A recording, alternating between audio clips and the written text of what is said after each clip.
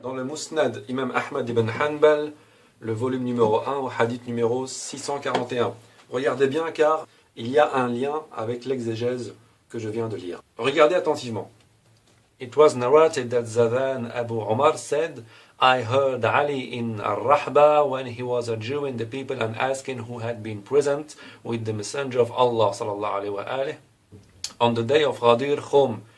When he said what he said, 13 men stood up and testified that they had heard the Messenger of Allah sallallahu alayhi wa alihi say, if I am a person's Mawla, Ali is also his Mawla. Regardez bien, cet événement donc s'est passé à Ghadir Khum. Et rappelez-vous ce qui avait été écrit dans le Tafsir Ibn Kathir, le volume numéro 4 donc, à l'exégèse de la sourate numéro 42, au verset numéro 23. En outre, il est rapporté que l'envoyé de Dieu sallallahu alayhi wa alihi a dit dans son discours de Ghadir Khum, je laisse parmi vous les deux arrois, le livre de Dieu et ma famille. Donc, nous savons que le prophète sallallahu alayhi wa alihi a désigné Ali alayhi salam comme étant son Mawla lors de plusieurs événements. Et je vais vous le montrer juste après. Et nous savons désormais qu'il a également désigné le même jour où le prophète sallallahu alayhi wa alihi a dit qu'on devait prendre pour guide le Coran et les Ahlul Bayt. Et juste après, il a désigné Ali alayhi salam comme étant son Mawla. Il y a 13 personnes qui en sont témoins. Et je dis cela étant donné que l'événement de la désignation comme étant Mawla se passe à Ghadir Khum et que le hadith des deux charges se passe également le jour de Ghadir Khum. Donc là, c'est clair et net. Imaginez-vous le prophète sallallahu alayhi wa alihi en face de vous, qui est en train de vous dire que la mort va bientôt venir à lui. C'est le prophète sallallahu alayhi wa alihi. C'est lui qui vous a enseigné toute la religion. C'est l'homme le plus parfait de toute l'humanité. Et il est en train de vous laisser une responsabilité, de vous désigner un guide duquel, si vous vous éloignez, vous serez égaré à tout jamais. Et il vous dit, voilà, les guides sont le Coran et mes Ahlul Bayt. Le prophète est en face de vous. Qu'est-ce que vous faites? Vous l'écoutez, évidemment. Vous prenez en considération ce qu'il est en train de dire. Et après ça, il désigne Ali alayhi salam, qui était à ce moment-là à côté de lui, et vous dit, de qui j'ai été le maître? Ali est le maître maintenant. Et ça rentre en parallèle avec tous les hadiths qu'on a vus auparavant. N'oubliez pas que ce n'est pas un hadith qui est totalement indépendant des autres. Ce n'est que la suite logique de ce qui s'est déjà déroulé. N'oubliez pas que Ali alayhi salam est par rapport au prophète sallallahu alayhi wa alihi ce que Haroun a été par rapport à Moussa alayhi salam. N'oubliez pas que Ali alayhi salam est la créature la plus aimée d'Allah azza wa jal. N'oubliez pas que Ali alayhi salam possède des qualités qui sont supérieures aux compagnons. Il est donc tout à fait logique que le prophète sallallahu alayhi wa alihi le choisisse comme étant son successeur après lui. Et ce n'est pas le seul texte qui le prouve. Il y en a plusieurs autres. Dans le même ouvrage ici,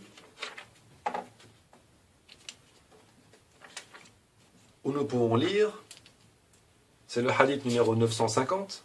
It was narrated that Sa'id bin Wahb and Zayd bin Yuthay said, Ali adjured the people of Ar-Rahba, saying, whoever heard the Messenger of Allah sallallahu alaihi wasallam speak on the day of Ghadir Khum, let him stand up. And of the people around Sa'id, 6 men stood up, and of the people around Zayd, 6 men stood up.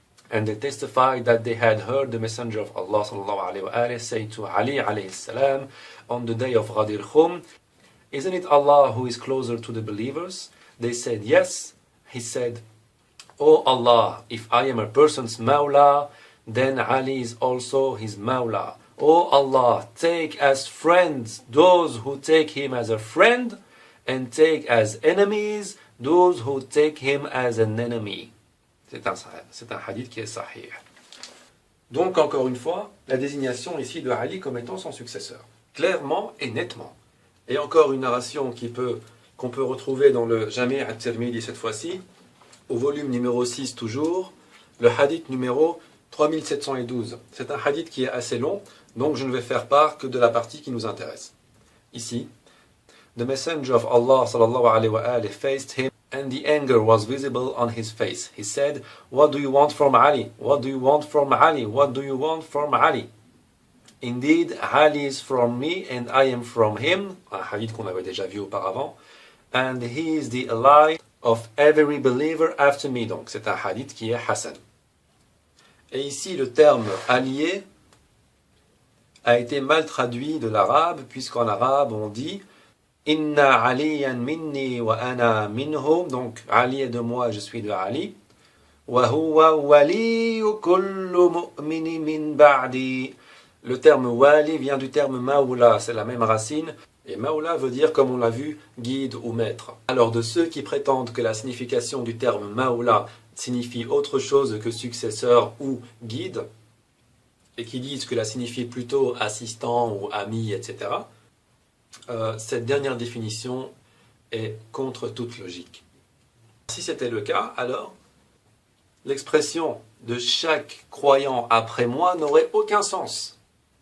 Il ne faut pas oublier non plus que Ghadir Khoum est un endroit en plein désert où le prophète sallallahu alayhi wa alayhi a donné rendez-vous à des milliers de croyants sous la chaleur. Il n'y avait pas d'abri où les gens s'assoyaient parfois près de leurs chameaux pour avoir un peu d'ombre. Et vous pensez que le prophète sallallahu alayhi wa alayhi aurait convoqué tous ces gens pendant 2 ou 3 jours rien que pour leur dire que l'imam Ali alayhi salam était leur ami? Mais ça, tout le monde le sait déjà. Donc on peut dire que cette parole, elle est futile, alors si on estime que cette définition veut dire ami ou bien-aimé, elle est totalement inutile. Car il n'y avait personne au sein de la communauté musulmane qui ignorait ce lien étroit qui existait entre le prophète sallallahu alayhi wa alayhi et Ali alayhi salam. C'est une information que dont tout le monde est au courant. On le sait et nous-mêmes nous le savons à travers les narrations que je vous ai déjà lues. Et nous savons tous que le prophète sallallahu alayhi wa alayhi s'abstenait de toute action qui était futile, qui était inutile. Donc, ce hadith, cette narration, cette déclaration-là, a un autre sens. Bien, regardons le hadith juste après. Abu Sariha ou Zayd bin Arqam narrated from the Prophet sallallahu alayhi wa alayhi, For whomever I am his mawla, then Ali is his mawla. C'est un hadith qui est sahih. Et nous pouvons également retrouver toutes ces narrations-là dans bien d'autres ouvrages et à d'autres occasions que celle de Ghadir Khoum. Dans le Musnad, Imam Ahmad ibn Hanbal, le volume numéro 3, au hadith numéro 361. C'est un long hadith, et la partie qui nous intéresse est juste ici. And he said, donc le prophète sallallahu alayhi wa alayhi said to his cousins, Who among you would support me in this world and the hereafter? And Ali was sitting with him. They refused, but Ali said, I will support you in this world and the hereafter. He said, You are my supporter in this world and the hereafter. Encore une fois, le terme supporter ici a été traduit du terme wali qu'on a vu tout à l'heure. Ici, le prophète sallallahu alayhi wa alayhi pose la question, Ayyukum yuwalini fi dunya wal akhirah? Et là, Ali alayhi salam a répondu, Ana awliyaka fi dunya wal akhirah. Et là, le prophète sallallahu alayhi wa alayhi lui a dit, Anta wali. Encore une fois, nous retrouvons le même terme, qui est également repris ici. Awliyaka, c'est également une racine dérivée du terme wali. Fi dunya wal akhirah. On va reprendre une narration, un hadith que j'ai vu tout à l'heure avec vous, le 950 du Musnad Imam Ahmad ibn Hanbal, volume numéro 1, où le prophète sallallahu alayhi wa alayhi a dit lors de Ghadir Khoum, Isn't it Allah who is closer to the believers? They said, Yes. He said, Oh Allah, if I am person's mawla, then Ali is also his mawla. Et là, important, il demande à Allah Azza wa Jal de prendre comme amis ceux qui prennent Ali alayhi salam comme ami et de prendre comme ennemis ceux qui prennent Ali alayhi salam comme ennemi. Est-ce que vous vous rendez compte que prendre Ali alayhi salam comme ennemi, c'est automatiquement prendre Allah Azza wa Jal comme ennemi? Cela confirme encore une fois le fait que tous ceux qui détestent Ali, et je reviens là-dessus, et j'insiste là-dessus très fortement, sont des hypocrites. Bien. Ali alayhi salam a donc été désigné clairement comme étant le successeur du prophète sallallahu alayhi wa alayhi. Bien évidemment, sauf à l'exception qu'il n'est pas prophète. Le prophète sallallahu alayhi wa alayhi nous a bien demandé de suivre le Coran, les Ahlul Bayt, et a désigné le même jour, juste après ce discours, Ali alayhi salam comme étant son maoula. Nous avons vu que le terme maoula ne peut vouloir dire que successeur ou guide. Tous ces gestes, tous ces faits que nous avons vus ensemble, fait partie de la sunna du prophète, sallallahu alayhi wa alayhi. C'est sa sunna, puisqu'il l'a dit, puisqu'il l'a fait, etc. Je vous pose donc la question. Pourquoi ne suivez-vous pas la sunna du prophète, sallallahu alayhi wa alayhi? Pourquoi vous fermez les yeux sur une partie de la sunna et vous ouvrez les yeux sur une autre partie? Pourquoi ces textes ne sont pas considérés alors qu'ils ont la plus grande des importances puisqu'ils se passent à la fin de la vie du prophète sallallahu alayhi wa alayhi, et que c'est à ce moment-là que le prophète sallallahu alayhi wa alayhi nous fait part de son testament, nous fait part de ce qu'on doit faire, de comment est-ce qu'on doit se comporter après sa mort, puisqu'il n'y aura pas de révélation par la suite. Pourquoi fermer les yeux là-dessus? Pourquoi fermer les yeux sur non seulement la sunna du prophète sallallahu alayhi wa alayhi, mais également sur des versets du Coran? Je vais vous montrer quelques versets ici qui désignent Ali alayhi salam comme étant la personne qu'on doit prendre comme guide. Nous allons d'abord ouvrir la sourate numéro 6 au verset numéro 14. Ici, c'est pour avoir une confirmation de la signification du terme wali ou maula qui est utilisé dans les hadiths que je vous ai montrés. Regardez. Dit, prendrai-je un protecteur autre que Dieu? Entre parenthèses, il est mis guide ou ami.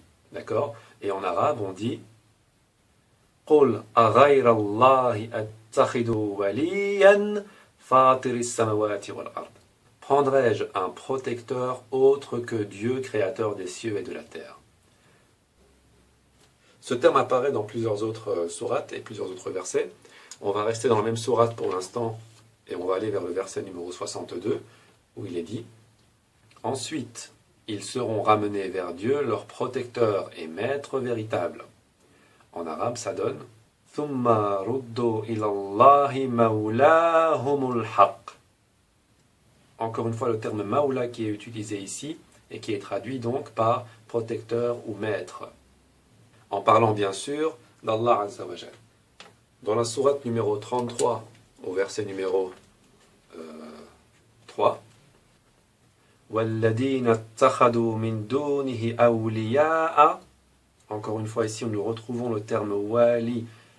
Le terme wali ici est clairement utilisé lorsqu'on parle d'Allah Azza wa Jal pour définir le maître, le guide. Vous allez me dire, oui, mais où est Ali? Où est Ali? Attendez, patientez doucement. Regardez, à la sourate numéro 5, verset numéro 55. Vos protecteurs ne sont que Dieu, 1, son prophète, 2, et les croyants qui accomplissent la prière et font l'aumône en s'inclinant, 3. En arabe, innama waliyukum, donc encore une fois, waliyukum, qui est exactement le même terme utilisé dans les autres versets pour désigner un maître. إنما وليكم الله ورسوله والذين آمنوا الذين يقيمون الصلاة ويؤتون الزكاة وهم راكعون. Ici, nous voyons que le même terme maula, wali, s'applique à 3 catégories de personnes différentes. Bon, je dis personne pour faire plus simple, mais on sait tous que Dieu Azza wa Jal n'est pas une personne. Donc la définition du terme wali s'applique premièrement à Allah Azza wa Jal, d'accord? Ceux qui prennent pour protecteur, donc qui prennent pour wali Dieu, et nous avons vu dans les autres versets que le terme wali, lorsqu'il est appliqué à Allah Azza wa Jal, veut plutôt dire guide, d'accord? Et ce terme wali n'est pas repris dans la phrase, donc il n'est pas retransformé par la suite. C'est exactement les mêmes termes, c'est exactement waliyukum qui est repris, le seul terme qui est repris pour les 3 catégories qui vont suivre. Donc on ne peut pas dire qu'il y a une modification de signification dans ce même verset. C'est exactement la même signification pour les 3. Alors nous prenons pour guide qui? Allah Azza wa Jal, son prophète, ce qui est tout à fait normal, et les croyants qui accomplissent la prière et font l'aumône en s'inclinant. Si vous menez vos recherches, et j'espère, Inch'Allah, que vous allez vraiment vous donner la peine de le faire, vous découvrirez que la personne qui a fait l'aumône tout en s'inclinant n'est autre qu'Ali ibn Abi Talib alayhi salam. Et que donc ce verset le concerne. Je n'ai malheureusement pas les sources en anglais et en français sur moi, mais elles existent bel et bien, et elles décrivent la narration suivante. Ali alayhi salam était en train de prier à la mosquée, et il accomplissait sa prière pendant qu'un mendiant vint vers lui pour lui demander l'aumône. Et Ali alayhi salam, donc tout en faisant le recours, a tendu sa main vers le mendiant, et au bout de sa main se trouvait sa bague. Il a offert cette bague au mendiant qui lui demandait la charité. Ce qui définit exactement ceux, donc les croyants qui accomplissent la prière et font l'aumône en s'inclinant. Donc il est ici clair et net que le Coran, que Allah Azza wa Jal désigne comme guide, comme Maoula, comme nous l'a dit le prophète sallallahu alayhi wa alayhi, lui-même, donc Allah Azza wa Jal, le prophète sallallahu alayhi wa alayhi, et Ali alayhi salam, qui est défini ici par ceux qui accomplissent la prière et font l'aumône en s'inclinant. La première remarque que j'entends déjà à travers l'écran, c'est oui, mais cette phrase est au pluriel, alors que Ali alayhi salam est une seule et même personne. Comment cela se fait-il? Dans le Coran, vous verrez, et pour les arabophones, vous comprendrez que lorsqu'on utilise le pluriel pour désigner une seule et même personne, ça peut simplement être une marque de respect. En arabe, ça se fait. En français, ça ne se fait pas, mais en arabe, c'est tout à fait plausible. Donc là, il est question, non pas de mauvaise traduction, pas du tout, mais de signification, de sens, selon qu'on s'exprime dans l'une ou l'autre langue. Donc là, ça y est, terminé, fini, tout va dans ce sens. Il fallait prendre Ali alayhi salam comme étant le guide après la mort du prophète sallallahu alayhi wa alayhi. Je répète encore la question pour me faire un peu plaisir. Qu'est-ce qui vous a pris? Qu'est-ce qui a traversé l'esprit des gens pour les pousser à prendre d'autres personnes comme guides? Le prophète sallallahu alayhi wa alayhi a d'ailleurs essayé de retranscrire ces déclarations par écrit, mais on lui en a empêché. Et l'erreur la plus grave qui existe dans toute l'histoire de l'islam réside dans ce refus d'obtempérer à l'ordre du prophète qui demandait à ce qu'on lui écrive son testament. Regardez cette narration dans le Sahih al-Bukhari. Le tome numéro 4, la maison d'édition de Nour. Le hadith numéro 5669, où il est dit: Ibn Abbas a dit, lorsque l'envoyé de Dieu sallallahu alayhi wa alayhi fut à l'agonie, il y avait dans sa chambre des personnages, entre autres Omar ibn al-Khattab. Le prophète sallallahu alayhi wa alayhi dit qu'on m'apporte de quoi vous écrire un texte grâce auquel vous ne pourrez vous égarer dorénavant. Vous remarquez ici qu'il s'agit exactement des mêmes termes qu'il a utilisés lors de son sermon à Ghadir Khoum. Comme donc mentionné dans le Tafsir ibn Kathir, comme nous l'avons vu tout à l'heure, où il est dit: ô gens, je laisse parmi vous ce à quoi, si vous tenez, vous ne serez jamais égarés. Ici, qu'on m'apporte de quoi vous écrire un texte grâce auquel vous ne pourrez vous égarer dorénavant.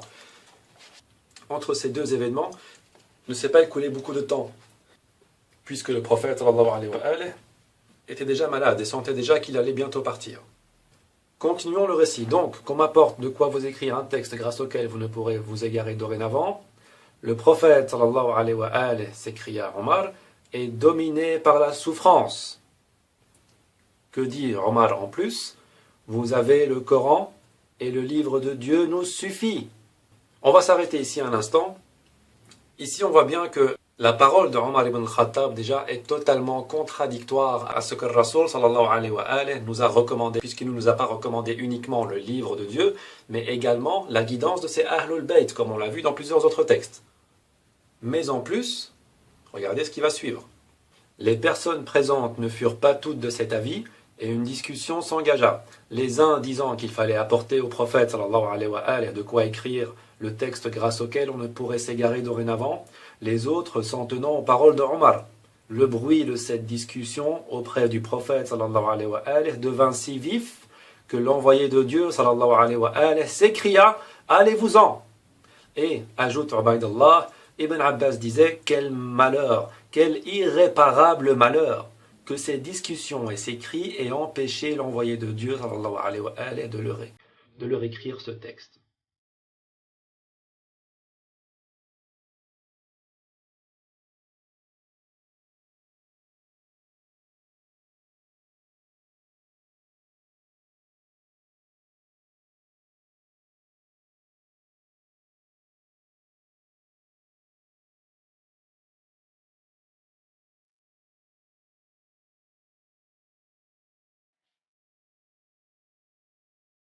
On a donc empêché le prophète sallallahu alayhi wa alayhi d'écrire le testament. Bien, peut-être une autre narration qui confirme celle-là pour les sceptiques. Sahih Muslim, 5e tome, hadith numéro 4234. Quand le messager d'Allah sallallahu alayhi wa alayhi fut à l'agonie, il y avait des hommes dans la maison, notamment Omar ibn al-Khattab. Le prophète sallallahu alayhi wa alayhi dit: venez que je vous écrive un document grâce auquel vous ne vous égarerez pas. Omar déclara: le messager d'Allah sallallahu alayhi wa alayhi est dominé par la douleur. Vous avez le Coran et le livre d'Allah nous suffit. Les hommes présents dans la maison divergèrent et se disputèrent. Certains dirent: rapprochez-vous pour que le messager d'Allah sallallahu alayhi wa alayhi vous rédige un document grâce auquel jamais vous ne vous égarez. D'autres soutinrent les propos tenus par Omar. Quand la futilité et la divergence s'intensifièrent en présence du messager d'Allah sallallahu alayhi wa alayhi, il ordonna: levez-vous. C'est exactement la même narration dit avec d'autres mots. Encore une, dans le Sahih al-Bukhari, le tome numéro 2, au hadith numéro 3053. Le jeudi, ah ce qu'est le jeudi! Et il se mit à pleurer, donc Ibn Abbas se mit à pleurer si fort que ses larmes mouillèrent les cailloux du sol. C'est le jeudi, reprit-il, que les souffrances du prophète sallallahu alayhi wa alayhi devinrent plus vives. Alors il dit: qu'on m'apporte de quoi écrire, afin que je mette par écrit ce qui, dans l'avenir, vous préservera de l'erreur. Le prophète sallallahu alayhi wa alayhi est en train de dire à l'assemblée qui est autour de lui: apportez-moi juste de quoi écrire pour que, si vous suivez cet écrit, plus jamais vous ne serez égarés. Plus jamais.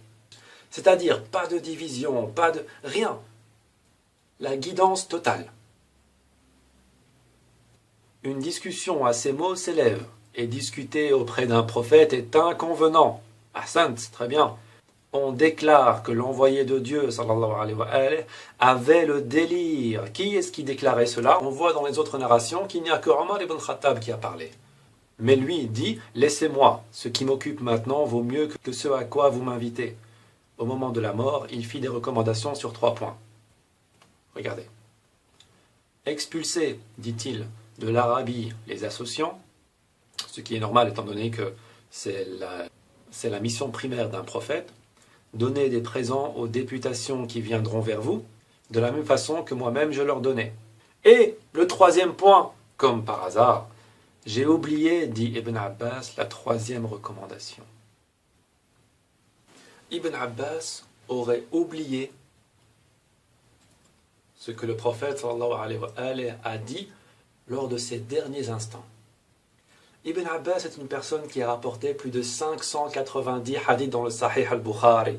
C'est quelqu'un qui est réputé pour avoir une mémoire excellente. Et au moment le plus important de l'avènement de l'islam, c'est-à-dire au moment où le prophète sallallahu alayhi wa alayhi est sur le point de partir, sur le point de nous laisser un testament qui est de la plus grande importance, Ibn Abbas oublie. C'est inconcevable. Ça va contre toute logique. Regardez encore une narration, un peu plus loin, au 3168. Ibn Abbas dit, le jeudi c'est la même narration, et la fin de la narration change un petit peu. Quant à la 3e recommandation, ou bien il ne la fit pas, ou bien il la fit, mais son objet m'est sorti de la mémoire. Une autre narration, dans le 1er tome du Sahih al-Bukhari, toujours la même chose, donc le tome numéro 1, au hadith numéro 114. Ubaydullah ibn Abdullah rapporte qu'Ibn Abbas dit: quand les souffrances du prophète sallallahu alayhi wa alayhi devinrent plus vives, il s'écria: qu'on m'apporte de quoi écrire afin que je vous mette par écrit ce qui vous préservera de l'erreur après moi. La douleur domine le prophète sallallahu alayhi wa sallam. Dit alors Omar, nous avons le livre de Dieu qui nous suffit. Les avis à ce moment furent partagés et la discussion devint bruyante. Retirez-vous, laissez-moi, reprit alors le prophète sallallahu alayhi wa sallam. Il ne convient pas qu'on se dispute en ma présence.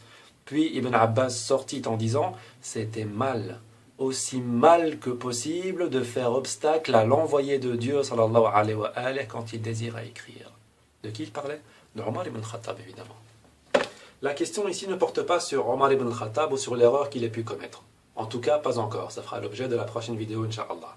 La question ici porte sur le fait que le prophète sallallahu alayhi wa sallam voulait écrire un testament et qu'on le lui a empêché.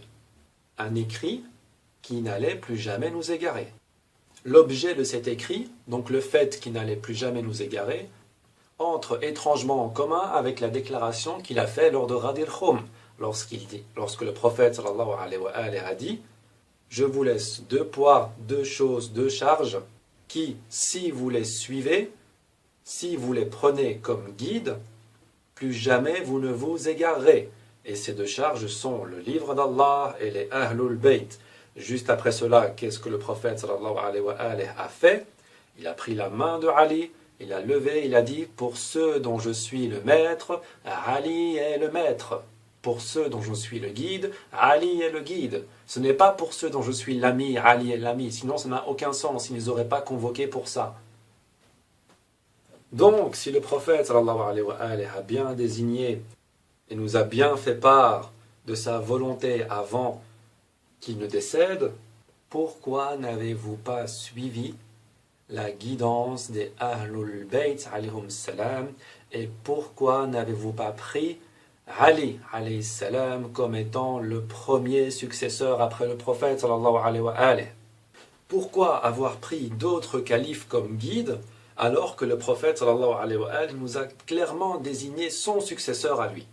Ô musulmans, dois-je vous rappeler que lorsque le prophète sallallahu alayhi wa sallam vous donne un ordre, vous n'avez plus le choix d'agir différemment. Le Coran Karim nous dit à la sourate numéro 33, au verset numéro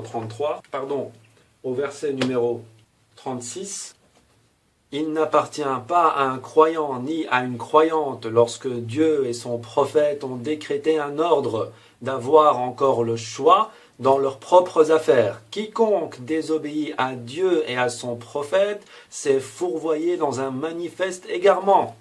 Est-ce que le verset n'est pas clair? Est-ce que le fait de désobéir au prophète sallallahu alayhi wa sallam lorsqu'il vous a donné un ordre peut encore être possible sans que l'on ne s'égare par la suite? Non, c'est une preuve d'égarement et même pire encore. Et comme l'a dit Ibn Abbas, le malheur, tout le malheur réside dans celui qui a osé refuser l'ordre du prophète sallallahu alayhi wa sallam quand il a demandé de lui apporter de quoi écrire afin qu'on ne puisse plus jamais s'égarer. Le prophète sallallahu alayhi wa sallam a donc bel et bien désigné son successeur et n'a jamais désigné Abu Bakr comme étant son successeur. Dans aucune source fiable, vous ne trouverez ça. Ça serait quand même un peu démesuré de mettre un hadith devant tous ceux que j'ai montrés et de dire que tous ceux que j'ai montrés sont faux et que le hadith avec Abu Bakr est juste. Si ce hadith existe évidemment, mais il n'existe pas. Nous savons très bien comment Abu Bakr a été désigné et ça fera l'objet de la prochaine vidéo, Inch'Allah. Non seulement le prophète sallallahu alayhi wa sallam a désigné Ali ibn Abi Talib comme étant son successeur, il a désigné également les générations suivantes qui allaient être les successeurs de Ali ibn Abi Talib alayhi salam. Et pour cela, nous avons la narration qui se trouve dans le Sahih Muslim, le tome numéro 4, au hadith numéro 4706 et les suivants, où nous pouvons lire « J'ai entendu le prophète sallallahu alayhi wa sallam dire « Le commandement des gens perdurera tant qu'ils seront gouvernés par 12 hommes. » Puis le prophète sallallahu alayhi wa sallam prononça des paroles qui m'échappèrent. Je questionnai alors mon père « Qu'a dit le messager d'Allah sallallahu alayhi wa sallam ?» Il répondit « Ils seront tous de Quraysh. » 4709 par exemple, le prophète sallallahu alayhi wa sallam a dit « Ce commandement demeurera puissant jusqu'à la fin du règne de 12 califes. » Puis il prononça quelque chose que je ne compris pas. Je demandai alors à mon père « Qu'a-t-il dit ?» Il répondit « Ils seront tous de Quraysh. » Un autre au hasard, je sais pas, le suivant, 4710. Je partis chez le messager d'Allah sallallahu alayhi wa alayhi, en compagnie de mon père et je l'entendis dire: cette religion ne cessera d'être puissante et invincible jusqu'à la fin du règne de 12 califes. Puis il prononça une parole que les gens m'empêchèrent d'entendre. Je demandai alors à mon père: qu'a-t-il dit? Il répondit: ils seront tous de Quraysh. Le prophète sallallahu alayhi wa alayhi donc a clairement désigné, et pour les sceptiques, je peux très bien montrer cette même narration dans le Sahih al-Bukhari, le tome numéro 4, au hadith numéro 7222, où il est dit: j'ai entendu le prophète sallallahu alayhi wa alayhi dire qu'il y aurait 12 princes, et il ajouta des paroles que je n'ai pas entendues, mais mon père m'a dit que ces paroles étaient: tous seront des Qurayshites. Bien. Alors nous voyons ici que le prophète sallallahu alayhi wa alayhi a effectivement désigné non seulement Ali ibn Abi Talib comme étant son successeur, mais en plus les 11 califes après lui. Et tous ces califes seront de Quraysh. Mais, mes frères, mes sœurs, la seule et unique question par laquelle je terminerai: la notion de califat que nous connaissons n'entre-t-elle pas en contradiction avec la sunna du prophète? Est-ce que le califat que nous connaissons aujourd'hui n'est pas la pire des tromperies de l'islam? Alors vous pouvez m'insulter, vous pouvez me traiter de tous les noms si c'est moi qui apporte un ijtihad personnel et que je me trompe. Là, vous êtes en droit de m'insulter, et je l'accepte. Mais là, ce n'est pas le cas. Je suis en train de vous montrer des preuves comme le Coran al-Karim, le Sahih al-Bukhari, le Sahih Muslim et plein d'autres encore, qui vont tous dans le même sens. C'est-à-dire que le califat que nous connaissons, en tout cas le califat dont on nous a toujours parlé à l'école, dans les émissions, nos parents, etc., est un califat usurpé, illégitime, contradictoire à la sunna prophétique. Ce n'est pas moi qui le dis. Ce sont les sources que vous voyez là. En faisant ces analyses, il y a mille et une questions qui me traversent l'esprit. Pourquoi, malgré sa position très avantageuse par rapport au prophète sallallahu alayhi wa alayhi, Ali alayhi salam n'a pas été le premier calife? Pourquoi est-ce que Omar ibn al-Khattab a empêché le prophète sallallahu alayhi wa alayhi d'écrire un testament en prétextant que le livre d'Allah nous suffit, alors que le prophète sallallahu alayhi wa alayhi a bien dit qu'il y avait le livre d'Allah et les Ahlul Bayt? Pourquoi est-ce que c'est Abu Bakr qui est monté au pouvoir, qui a été désigné comme étant calife? Comment a-t-il été désigné calife? Par quel droit a-t-il été désigné calife? Par qui a-t-il été désigné calife? Est-ce que vous n'êtes pas victime d'un endoctrinement, d'un complot datant de plus de 1430 années? Est-ce que ces 1430 années de ilm, de aqidah, de sharia, etc., ne sont pas basées sur une usurpation, ne sont pas basées sur un acte qui sort de la sunna du prophète, donc sur une innovation, donc sur un égarement? Réfléchissez à tout ça. Quelques réponses viendront dans la prochaine vidéo, Inch'Allah. Merci d'avoir suivi. Assalamu alaikum wa rahmatullahi wa barakatuh. Wassalatu wassalam ala nabi wa ala ali baytihi at-tayyibin at-tahirin. Allahumma salli ala Muhammad. إن الذين يبايعونك إنما يبايعون الله يد الله فوق أيديهم فمن نكث فإنما ينكث على نفسه ومن أوفى بما عاهد عليه الله فسيؤتيه أجرا عظيما